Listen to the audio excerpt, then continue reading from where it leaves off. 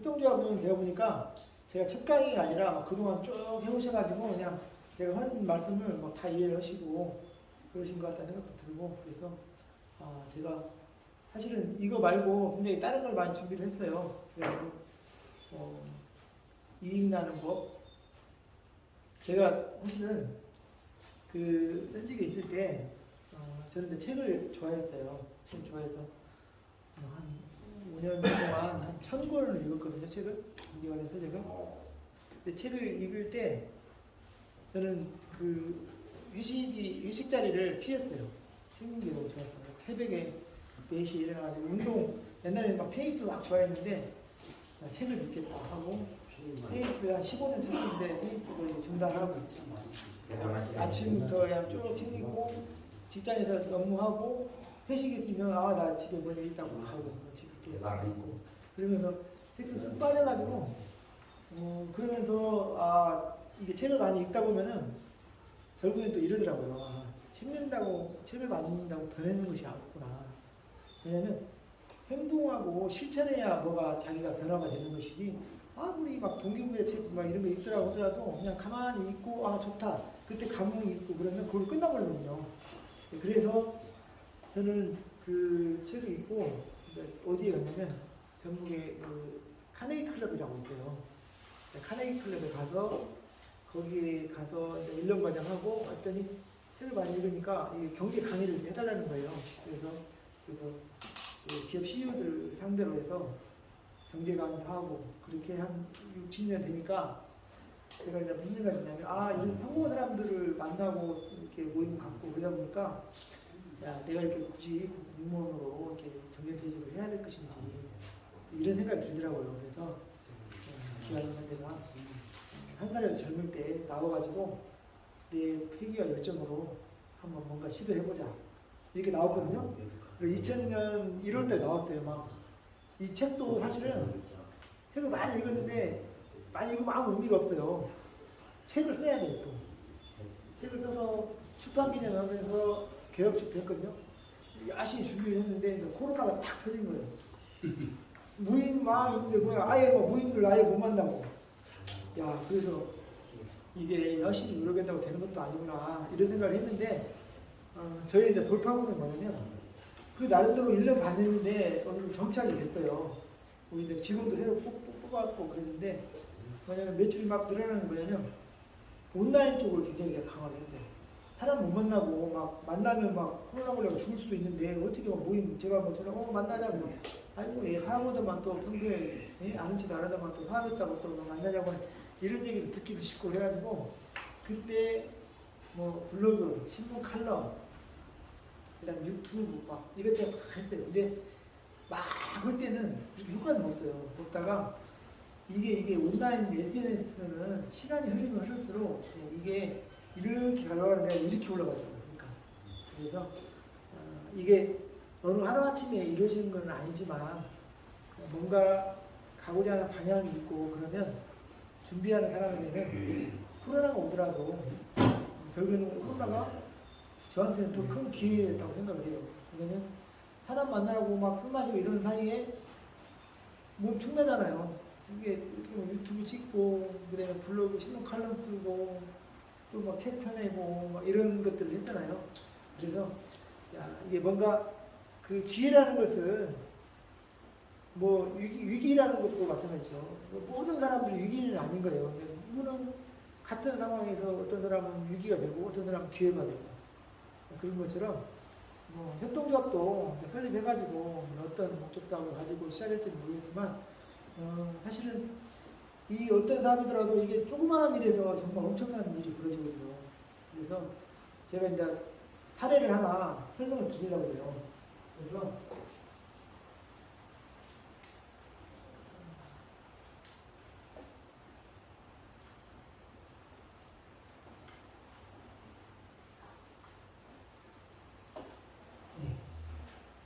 제가 넷플릭스 안 들어보셨죠? 영화 다운로드 받는 게 넷플릭스거든요. 그래서 그 세상의 수요를 알았던 건데 이 넷플릭스라는 회사가 젊은 층은 다 알아요. 영화는 무조건 넷플릭스로 다운받거든요. 그래서 이 정말 그렇다고 하는 회사가 삼성전자하고 거의 맞먹어요. 이익 내는 게. 근데 여기에 창업하는 과정을 보면은 정말 기가 막혀요. 우리가 2000년도 이전에는 막 비디오 가게 많았잖아요. 하나 한 편 빌리는데 10,000원, 20,000원 그랬잖아요. 근데 그때 당시에 이 넷플릭스의 창업자가 리드 헤스팅스인데 왜냐면 비디오를 막 빌려봐요. 아폴로 13호. 아폴로 13호를 빌렸어요. 그게 막 2000년 이전이니까 1998년이 됐겠죠. 이게 빌렸는데 근데 쓸 거 못 보다가 까먹어버렸어요. 반납하는 절차를. 근데 예를 들어서 5,000원에 빌렸는데 연체료가 막 3만원, 4만원 얼마 짜증나 했어. 일요일 아침에 일어났는데 그때 비디오 테이프가 있는데 아폴로 13호. 그것도 한 달 전에 빌린 거. 날이 갈수록 연체료는 내려가지고. 그래서 그 술기운에 뭐냐면 이가 아니 왜 이렇게 막 대여를 해주고 또 반납하고 또 귀찮게 해. 차라리 헬스장처럼 월 정액적으로 이렇게 얼마 주면은 무한대로 막 운동할 수 있고 비디오 가게도 월 정액적으로 월 5만 원 딱 하면은 그냥 무한대로 빌렸다가 갚고 그러면 되지 않나 이런 아이디어로 창업을 하는 거예요. 그때 당시 말고 이게 뭐 비디오 가게에서 얼마나 수익 창출할까 이렇게 생각했잖아요. 왜냐면 더군다나 비디오는 CD가 나오면서 사용 산업이 될 것이다 이렇게 생각했잖아요. 근데 이 비즈니스는 거기에 사업 아이템을 찾은 거예요. 이게 조그마한 얘기가 사용 산업이라고 하더라도 거기에서 수요자들이 원하는 것이 뭔지를 딱 꼬집어내면 이 삼성전자하고 맞먹는 그런 기업이 될 수 있다는 거예요. 그래서 관련 설명해보면 그 헬스장처럼 이용할 수 있었는데 왜 이렇게 비디오 연체로 막 4만 5만 원을 내야지 막 짜증내면서 그 창업 아이템을 사준 거예요. 그렇죠? 그래서 이런 와중에 그러면 우리가 한번 이 비디오 테이프 갖고 한번 사업을 해보자. 뭐 어떻게 됐어? 그전에는 맨날 빌려주고 연체하고 이런 건데 결국에는 그 과정이 CD로 바뀌면서 그 반송용 케이스를 만들었어요. CD는 얇잖아요. 그래갖고 빌려주면 보고 나서 아무 우체통에 던지면 반송용 봉투 딱 벗겨가지고 거기다 CD 탁 넣고 아무 우체통에 던지면 이렇게 다시 회수가 되고 그 다음에 월 정액적으로 해서 뭐 영화 진짜 좋아하는 사람은 한 달에 막 7, 8편, 10편 볼 수가 있는데 왜냐면 월 정액되니까 빨리 빌려갖고 반납만 잘하면 되니까 그런 아이템으로 시작한 거예요. 그래서 그때 당시는 블록버스터가 정말 시장을 지배해 있어가지고 미국은 한 인구가 4억 정도 되잖아요. 3억에서 4억.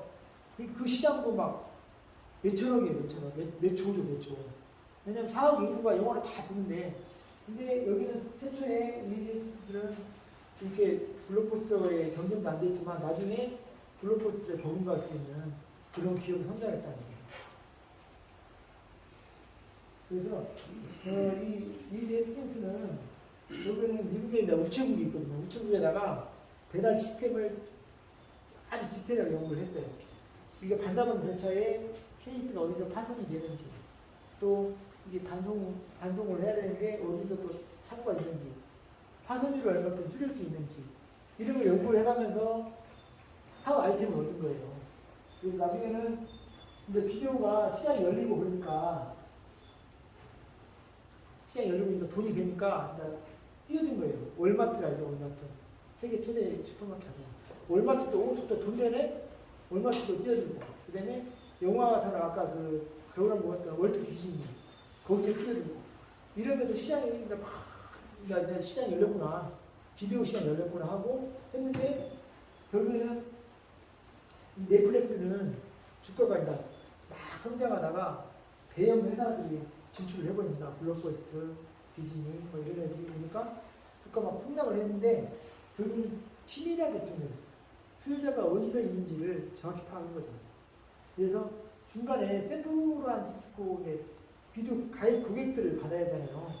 샌프란시스코에서 다른 지역보다도 2배가 가입자가 많은 거예요. 근데 왜 가입자가 많을까 막 연구를 한 끝에 샌프란시스코에는 결국에는 그 물류센터가 있다고 해요. 물류센터가 있었으니까 가입자가 많아요. 왜냐면 물류센터가 있으면 빨리 받아보고 빨리 받아볼 수 그러잖아요.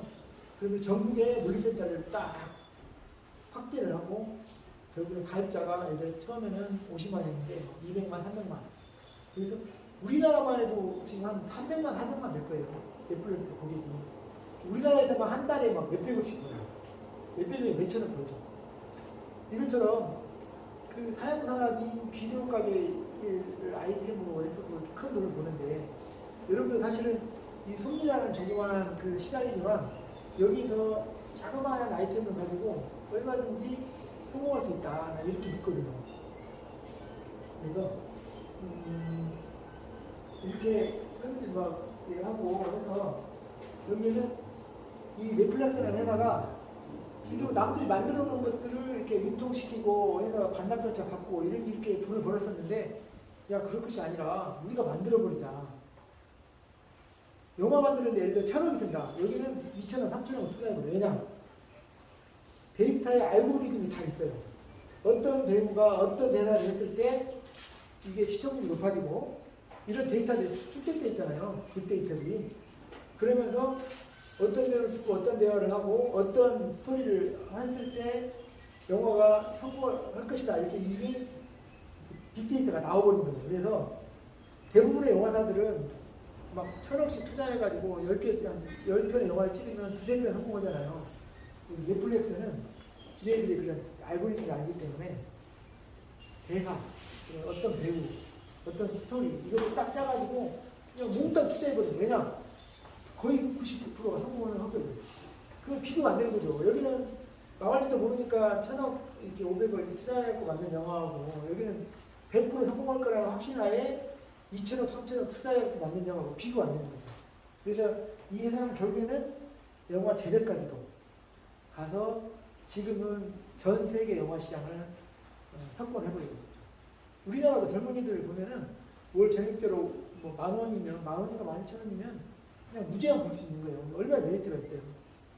극장에 가는 것보다 그 월 전입제로 해가지고 영화 보면 정말 이게 또 결국에는 그 사람들의 수요가 어디가 있는지를 정확히 알고 그리고 불편하고 그런 것들을 개선할 수 있는 방법이 무엇인지를 여러분들도 안다면 얼마든지 조그마한 그 사양산업 이런 것에도 큰 기업이 나올 수 있다 이런 생각을 해왔습니다.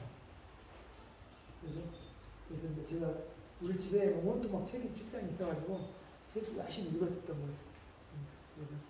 그래서 저도 꿈을 펼치기 위해서 2000년 1월에 본사 오픈을 했고 또 이게 기회가 돼가지고 막 칼럼도 쓰고 몇 년 공부했어요? 21년 공부했어요. 네. 그래서 이제 이렇게 온라인상에 막 홍보를 하다 보니까 우리 그 매니저님이 법무사 막 이렇게 인터넷 글에다가 그래도 전라북 때는 포도나무 법무사라 그거 알려졌네 하고 저희 인연이 돼가지고 저도 이제 여러분을 또 만나게 된 거예요. 그래서 여러분을 만나서 굉장히 좋고 여러분도 또 저를 만나 동기부여를 받으면 좋고 또 책 한번 읽어보시면서 이렇게 인연이 돼가지고 현수랑으로 들어가지 않나 이런 생각을 해봤습니다. 이렇게 하고 아니, 21년 정기 보니까 제가 지금 유튜브랑 한 번씩 보면서 좋아요, 예. 알람을 눌러주세요. 아, 자 여러분 유튜브 좀 들어보세요. 여러분 포도나무 보면서 쳐가지고 네. 구독 한번 해주세요. 봤어요. 보셨어요? 네. 구독자가 하루에 목표가 2명 이상입니다. 여러분들 지금 8분, 7분 계시는데 유튜브 하면 더 아마 많이 최소한 올라가요. 2분 정도는 아니, 구독을 해주시지 않을까. 구독이 많아요. 형님 얘기해보고 얘기하지. 좋아요 눌렀어? 네? 근데 다 보고 있는 게 아니고 강의를 세게 해야지. 미리 눌러볼게요. 그렇게 하면 뭐 아니면 다 들어야 불러져. 네. 아니 구독 누르시면 돼요. 자, 로그인 가입돼 있고 그러면 그래서 협동조합은 그렇게 강의할 것이 그렇게 많지 않아요. 그래서 주식회사를 설립 등기 절차가 어떤 거다를 알면 여러분들은 협동조합 아무것도 아니야 이렇게 이제 이해하실 수 있을 것 같아요. 그래서 태희 씨 시간 되면 알려주세요. 15분 남으면 꼭 맞춰도 돼요. 네, 설립 절차. 정관이라는 게 있죠. 정관에는 그 협동조합법에 있는 것처럼 반드시 기관에 들어가야 된다는 규정이 있고 그냥 이거 들어가도 되고 니네들 마음대로 빼도 되고 넣어도 되고 이런 것들이 있거든요. 절대적 규제나 상대적 규제다. 그래서 협동조합도 마찬가지예요.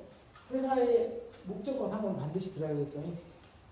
이 등기관이 등기를 내면은 이걸 봐요. 신청서에다가 상호가 맞는지 상호가 또 유사사고가 있는지 이 기존에 같은 사고로 써있고 그러면 내주면 안 되죠. 왜냐면 그거는 거기에 대한 상표권이 있는데 같은 사고로 또 들어오면은 안 되잖아요. 근데 또 이런 건 있어요. 사람들이 동일 사고는 무조건 안 된다고 하는데 동일 사고도 돼요. 왜냐? 목적이 틀리면 동일 사고를 안 봐버려요. 예를 들어서 손리 주식회사 손리 뭐 이렇게 보존해. 근데 또 어떤 사람이 주식회사 손리 보존회가 들어왔어요. 그러면은 유사 사고는 이거 안 되겠네? 근데 어떤 사람은 뭐 골재 척취 뭐 이런 목적사항만 있고, 근데 두 번째 들어온 손리 보존회 주식회사는 목적이 틀려. 뭐 마케팅 뭐 판매 막 이런 거 좀 있고 그러면 동일 사고로 되게 볼 것 같죠? 동일 사고 아닌 거예요. 그래서 목적을 보고 동일하지만 목적이 틀리면 동일 사고를 안 보고 등기가 나요. 근데 이제 그 중에 한 가지라도 목적상이 겹친다.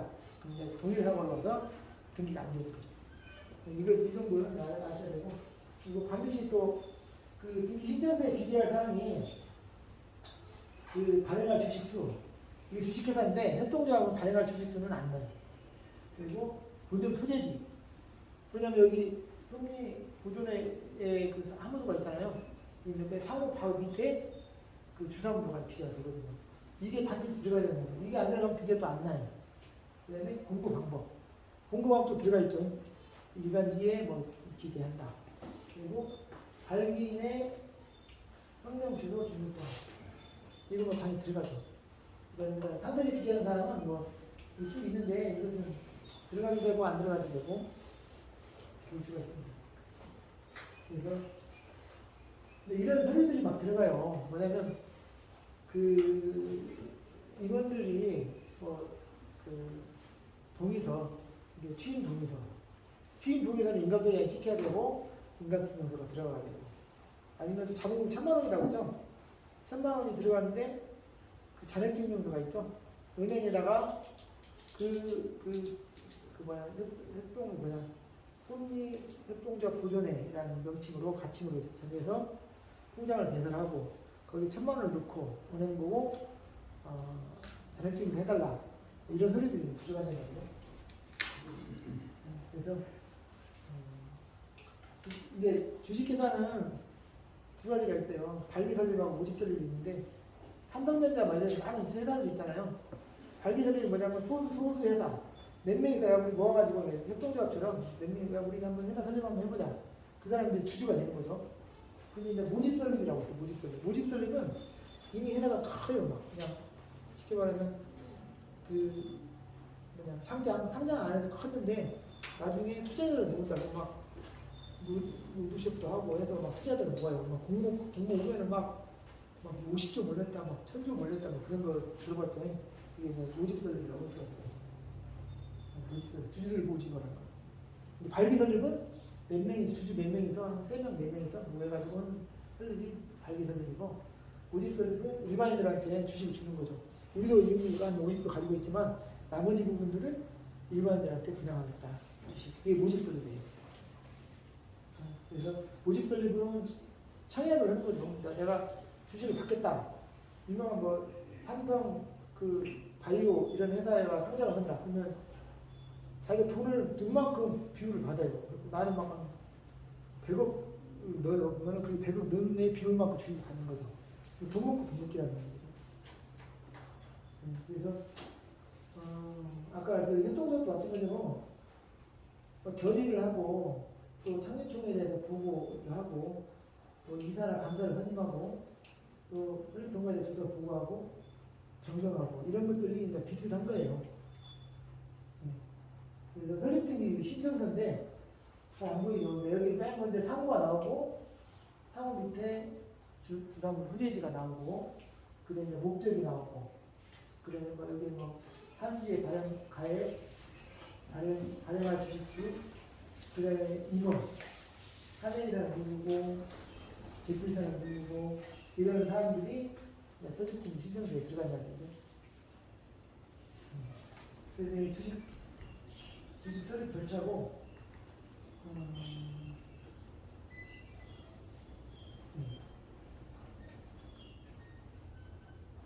그래서 설립등기 서류가 이렇게 많이 있어요. 그러니까 이런 걸 궁금해 하시는데, 등기는 뭐냐면, 등기는 뭐냐면, 아까 말씀드린 것처럼, 출생을 하면 출생신고를 하잖아요.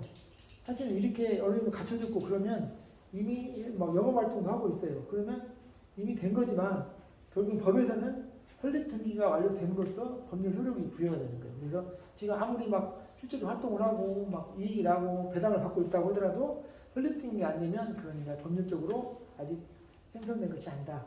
이렇게 이해를 하시면 될 것 같습니다.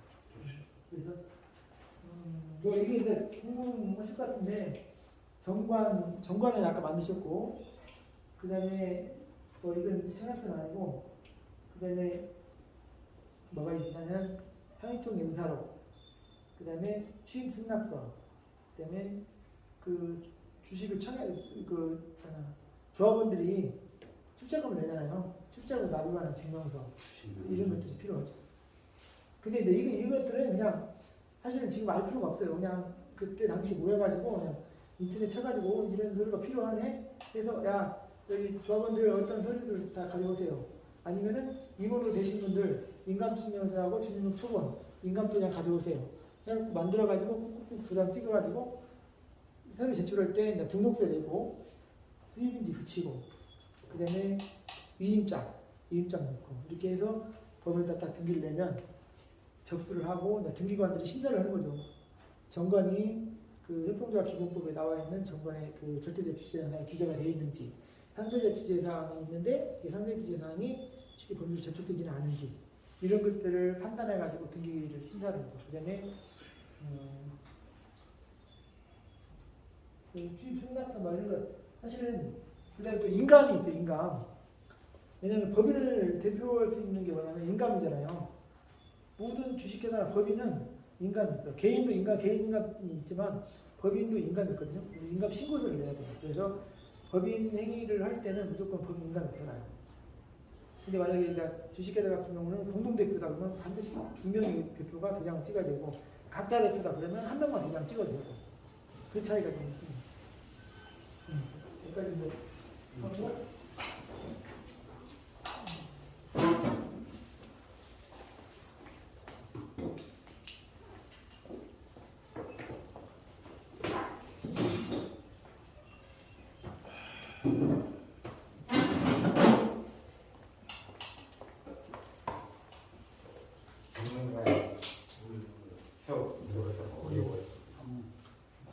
어려우시죠? 제가 이제 네. 옛날 직장 생활할 때 네. 위에서 하라고 있었는데 아무 일도 아무것도 없는데 저 법인 설립을 네. 기업이 법인인데 법정 가서 뭐 혼자 만들기 굉장히 힘든 거예요. 며칠 걸리죠. 정관 혼자 만들어야지만 진짜 힘든 거예요. 근데 뭐냐면 회의록 만들어야지요. 사업을 할 때 별거 아닌 것 같은데 강구하고 그냥 뭐 계약서를 좀 이렇게 아는 사이인데 안 썼다거나 이런 조그마한 차이가 나중에는 막 몇백을 부르는 이게 엄청난 거예요. 사실은 힘들다. 별거 아닌 것 같은 데에서 사실은 강구하고 잘못됐을 경우에는 회복하려면 굉장히 힘들다는 얘기죠. 그래서 좀 뭔가 행위를 하고 그럴 때 법률 전문가를 받고 이거 너무 비싸다고 해놓을 것이 아니라 나중에 잘못됐을 때 그 후폭풍을 위원회 방지하고 하는 것이 오히려 더 큰 경비를 데려갈 수 있는 방법으로 생각이 들어요. 왜냐하면 그냥 적당히 했다가 냈다가 그냥 넘어갔어요. 넘어갔는데 사실은 나중에 잘못돼가지고 회복하려면 굉장히 힘들어요. 예를 들어서 최근에 농업회사법인을 하나 설립을 하는 분이 있는데 농업회사법인은 사실은 조합원의 자격이 20대가 넘어야 돼요. 근데 어떤 조합원 중에 돈이 많아가지고 미성년자한테 증여를 해줬어요. 막 그냥 상세 줄이려고. 근데 정관을 보니까 정관에 조합원의 자격이 20대 이상이라고 딱 돼 있어요. 그러면은 자녀한테 물려주려면 지분을 물려주려면 정관을 먼저 개정을 해야 하잖아요. 왜냐하면 뭐 20대 이상이 된다 조합을 바꾸든지 아니면은 준조합원으로서의 역할을 하는 준조합원의 규정도 하나도 없고 그냥 그 농업회사법인에 사실은 자기 주식을 미성년자한테 넘겨줬어요. 근데 나중에 증여료도 쓰고 막 세금도 다 세금신고까지 했어요. 근데 저한테 딱 왔는데 봤더니 이게 무효행위 행위인 거예요. 왜냐하면 정관에 미성년자는 조합원에 가입할 수 있다는 규정이 전혀 없어. 배치돼 버려. 근데 단지 재산 빨리 물려줘야지 하고 막 서류를 다 갖췄어요. 어디 컨설팅 회사 가가지고 증여계약서 막 쓰고 막 증여통지하고 해가지고 세무서에다 저 증여세 신고하고 세금납부까지 다 끝났어요. 봤더니 정관하고 배치되는 거예요. 그래서 근데 다급하게 와가지고 이거 어떻게 해야 되냐. 이게 정관에 없는 행위, 무효행위. 무효인 행위는 최초부터 효력이 없는 거다. 이것은 세금 내는 것도 무효고 다 무효다. 그랬더니 안 된다는 거예요. 저보고 이제 뭐라고 하냐면 가라로 옛날에 했던 그때 정관을 개정으로 좀 해달라는 거예요. 어떻게 지금 2021년인데 2019년에 정관을 뭐 저기 20대 이상 중조합원 규정 같은 거를 넣어가지고 만들어달라는 거예요. 나는 그거 모른다. 왜 이런 건지 그러냐. 왜냐면 그때 당시 또 공개까지 받았던 거예요. 정관을. 그 상황에서 준조합원의 그 미성년자 규정이 전혀 없는데도 불구하고 또 준조합원 규정이 없는데도 불구하고 미성년자 주식을 증여를 했어요. 근데 그게 무효인지라는 거죠. 그래서 별거 아니고 막 하더라도 이게 이 전체적인 법률의 그 아웃라인을 개념을 핵심을 놓치면 나중에 이제 되돌리려면 너무 힘든 거죠. 세금 내는 것을 아주 물어내려면 또 세무서가 또 복잡하잖아요. 그래서 여러분들이 사실은 이렇게 알아가는 것도 굉장히 중요하지만 개념 파악도 중요한 거지만 그래도 자기가 하더라도 한 번 더 법률전문가한테 물어보고 이게 맞는지 또 그 한 명한테만 물어볼 것이 아니라 또 다른 법률전문가한테 물어보고 우리가 병원 갈 때도 마찬가지잖아요. 유명하다고 한 병원만 갈 것이 아니라 막 한 군데 두 군데 세 군데 들려가지고 결국 선택은 자기의 몫이잖아요. 법률 행위도 마찬가지 같아요. 항상 전문가들한테 물어보고 또 근데 그 전문가라고 하는 사람이 또 실수할 수도 있으니까 또 다른 전문가한테 물어보고 그러면 실수를 줄이지 않나 생각을 합니다. 협동조합이랑 협동조합 기본법이 몇 년도에 개정돼서 1912년도에 처음 만들어진 것 같아요. 결국에 이제 협동조합이 아까도 말씀드린 것처럼 자본주의의 폐해를 좀 보완하기 위해서 만들어진 법이라고 하는데 이게 여러 번 개정을 거쳐갖고 지금 2000년도에 또 개정을 해서 법률 17158호로 2000년 3월 30일에 다시 개정을 했습니다. 아까 말씀드린 것처럼 주식회사는 주인이 개빵이지만 여기는 1인 2표죠. 그래서 조합원들은 출자 금액에 상관없이 1인 2표를 행사할 수 있는 민주적이다. 이 정도만 아시고 여러분들은 협동조합에서 거의 마스터했다 이 생각을 합니다. 협동조합의 날 이것도 아시죠? 그때 설명을 다 했어요. 보니까 이 협동조합 날도 협동조합 기본법에도 기재가 돼 있어요. 협동조합 날은 언제냐? 매년 7월 첫째 주 토요일이야. 이런 그 사실은 회칙에서 나올 법한 얘기들을 협동조합 기본법에 이렇게 기재가 돼 있어요. 여기 보면 법도 어떻게 보면은 알면은 굉장히 협동조합 날을 있으면 또 이런 관공사 이런 데는 협동조합 날을 기념하기 위해서 또 행사를 치러야 돼요. 왜냐? 법률 규정이 있기 때문에. 그리고 여기 나옵니다. 국가지방자치는 협동조합 날을 취지해 적극한 행사 등 사업을 실시하도록 노력해야 된다. 협동조합 설립해갖고 막 하는데 협동조합 날이라고 막 관공서에서 막 행사한다고 막 왜 그런 걸 왜 우리 하기 싫은데 법에 규정되어 있기 때문에 하야 한다니까 안 해도 되잖아. 하해야 한다. 안 해도 되는 거잖아. 네? 의무사항은 아니잖아. 공무원은 그래, 세금을 먹고 하해야 사는데 이거 안 하면 니네들 뭐냐 세금 받아갖고 놀고 있냐? 이거 해야지. 이거 해결할 수 있잖아요. 네. 근데 아까도 말씀드린 것처럼 협동조합은 구조조정을 최소화하고 그냥 빠른 경상화 등으로 경제하기 위하여 새로운 경제발전에 대한민국으로 지목을 받게 됐고 여기 나오면 1인 출자 한도는 30%로 넘어갈 수 없고 또 1인 1표 또 이용 실적에 대한 배당. 근데 이게 뭐냐면 다 협동조합 기본법이 나와 있어요. 근데 이것은 뭐 저희 법률 전문가들도 뭐 협동조합 보는 게 아니라 그냥 그 필요할 때 보는데 강의를 위해서 쭉 보니까 이런 조항이 저도 이제 최근에 알았어요. 목적, 원칙 이것도 이제 공부를 다 하셨기 때문에 아시는 걸로 믿고 그리고 근데 헷갈리지 않으라고 용어까지 또 협동조합 기본법에 나와 있어요. 협동조합이 많잖아요. 이렇게 사회적 협동조합 수산화 협동조합, 이건 이종 협동조합 연합회. 협동조합 기본법에 딱 네 가지가 구분되어 있어요. 협동조합 연합회, 사회적 협동조합, 사회적 협동조합, 5가지구나. 이종 협동조합 연합회. 이렇게 나와 있는데 이게 각 항목별로 이렇게 쭉 법률 조항이 있거든요. 네. 필요하면 읽어보시면 되는데 굳이 뭐 이것까지 뭐 제가 설명을 해줄 필요가 있을까 생각이 되고 협동조합의 명칭, 법인격 주소. 협동조합을 막 쓰면 안 돼요. 난 주식회사인데 내 이름을 협동조합으로 할 거야. 그래서 섭리협동조합 주식회사 이렇게 못 쓴다는 얘기다. 왜냐? 법률의 규정이 있어서 협동조합은 아무데나 갖다 못 쓰는 거예요. 왜냐면 협동조합 기본법이 되어 있으니까. 그리고 이 법에 따라 설립자 협동조합 등이 아니면 문자 또는 이자 이성문제를 이렇게 사용할 수 없다. 그리고 아까 말씀드린 것처럼 협동조합은 법인인 거예요. 이게 여러분들 이거 하나만 또 아시면 돼요. 조합이 뭐냐, 조합. 조합은 계약이다. 여러분들은 계약 관계예요, 조합원들이. 그리고 2명 이상이잖아요. 그리고 공동 사업을 목적으로 하고. 그 다음에 또 조합은 뭐냐면 출자를 해야 돼요. 출자가 뭐냐? 돈만 출자할 수 있는 게 아니라 돈도 출자를 하고, 그 다음에 물건, 부동산을 출자할 수도 있고, 기타 금전, 주식을 투자할 수도 있고, 출자를.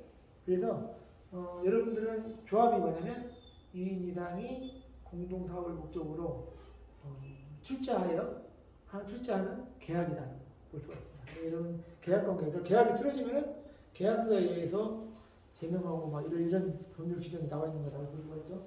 그래서 협동조합도 주소는 주례사무소로 하고 정관원과에 따라 필요한 곳에 지소사무소를 둘 수가 있다. 이렇게 돼 있죠.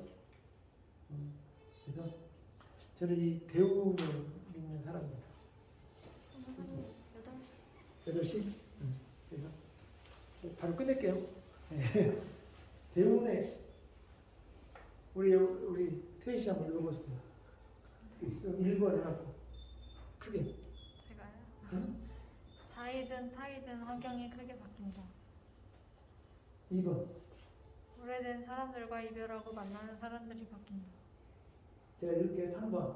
사소한 것에서도 깊은 깨달음을 자주 얻는다. 4번. 안 해본 것, 낯선 것을 싫어하게 된다. 좋은 습관이 생기고 나쁜 습관을 멀리한다. 성격과 말투와 다른 사람의 변경증은 바뀐다. 마음의 여유가 생기고 잠 걱정이 없어진다. 얼굴빛이 좋아지고 표정이 좋아진다. 자신감이 생기고 서로 긍정적으로 변한다. 회사의 건강이. 여러분들은 운을 많이 경험하셨죠? 그때 그 과거로 되돌려서 내가 그때 정말 운이 좋았는데 그때 정말 잘했어. 이런 생각이 드실 것 같아요. 그래서 여러분들은 운이 지금 현재에 와 있을 수도 있고 나 옛날에 왔었는데 지금 있다가 앞으로도 올 수도 있고 그래서 이 8가지의 그 대운의 징조를 보시고 뭐 한 5가지 넘게 뭐가 오고 있다 그러면 여러분은 대운이 오고 있는 겁니다. 그래서 대운이 오고 있을 때 사업자 판단과 결정을 해가지고 주식이면 주식, 부동산이면 부동산, 아파트면 아파트 투자를 함으로써 여러분들은 대운을 기회를 잡으시기 바랍니다. 네. 근데 이제 나왔어요. 설립 등기가 제일 마지막에 넣었는데 뭐 다 설명했기 때문에 설립 신고는 발기인이 5명 이상이 되면 5명 이상이 되면 아시죠? 왜냐면 창립총회 의회를 거쳐야 되는데 과반수 출석, 출석률 3분의 2 이상 찬성. 그리고 시조지단한테 설립 신고를 하고 그 신청에 통지하죠 결과를. 네, 설립을 하는 겁니다. 주사무소에서.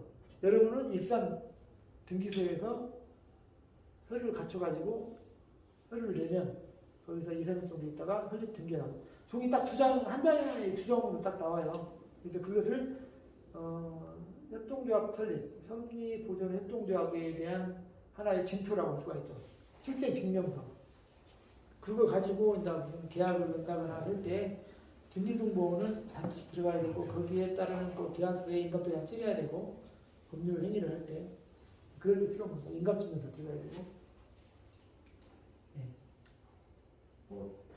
정관에 대한 규정도 이렇게 협동조합 기본법 16조에 또 나와 있어요.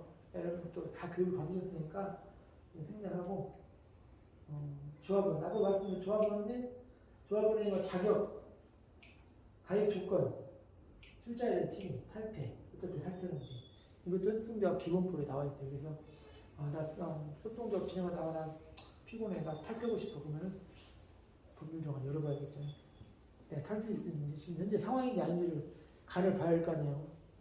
그래서 아니면은 좋아진 것 같아. 그러면은 우리 아들이 성년도 넘었는데 여기 좀 저거를 가입시켜야 되는데 설득을 시키는 거죠.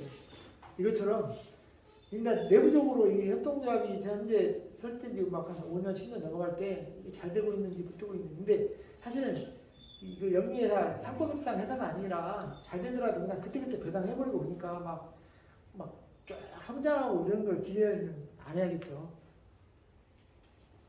그래서 기관. 아까 의사결정 얘기를 말씀을 드렸었죠. 총회가 있고 이사회가 있고. 총회라는 것은 조합원들이 모여가지고 정관을 개정한다거나 누구 제명한다거나 중요 재산을 처분한다거나 이럴 때 중요하기 때문에 총회의 결의사항이 되는 거예요. 근데 좀 덜 중요하다. 그럼 이사회 결의사항이 되는 거고. 그래서 또 임원도 마찬가지고 어떤 임원은 이사장 한 명을 포함해서 3명 이상이어야 되죠. 이건 다 교육 받으셔야 아실 것 같고 또 감사를 또 해야 되고 이사회 정신비가 분석은 이번 정말 좋아한다.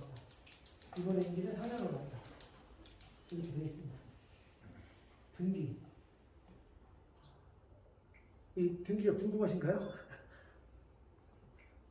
이게 지금 읽어보신다. 이거 프린트물에 나와 있으니까 읽어보시고 또 등기 어떤 사람을 적어야 되고 쭉 나와 있는데 읽어보시면 되고 협동조합의 과제 협동조합의 견해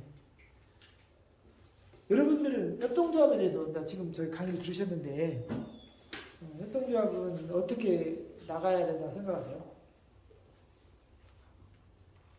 협동조합을 우리가 기관에서 설립해라 보니까 하는 것인지 아니면 정말 필요해서 하는 것인지 지금 시점에서는 우리가 판단해야 된다고 생각하거든요. 왜 우리가 협동조합을 설립한다고 생각하세요? 공동의 이익을 목적으로?